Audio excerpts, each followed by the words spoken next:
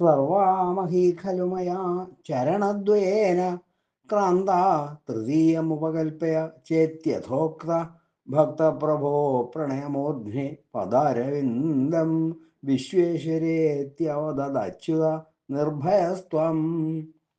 ഹേ അച്യുത, എന്നാൽ 2 പാദങ്ങൾ കൊണ്ട് ഭൂമി ആകമാനം അളക്കപ്പെട്ടു കഴിഞ്ഞു.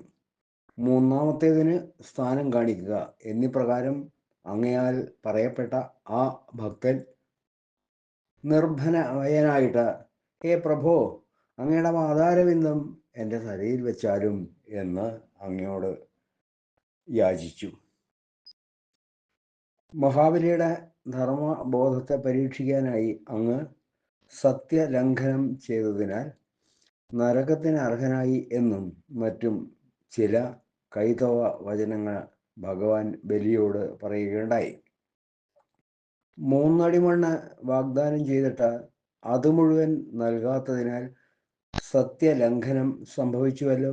പക്ഷേ മഹാബലി കുലുങ്ങിയില്ല.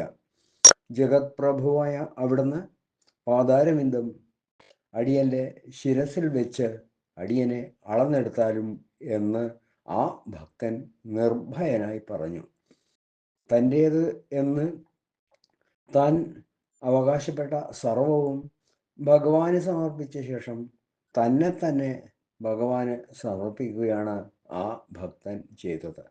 മഹാബലിയെ ഭക്തൻ എന്ന് വിശേഷിപ്പിച്ചതിൽ ഭക്തിയുടെ പരമകാഷ്ഠയായ ആത്മനിവേദനമാണ് ഇവിടെ സൂചിപ്പിക്കപ്പെട്ടത്. സർവത്ര ഗോവിന്ദനാമ സങ്കീർത്തനം. ഗോവിന്ദ ഗോവിന്ദ.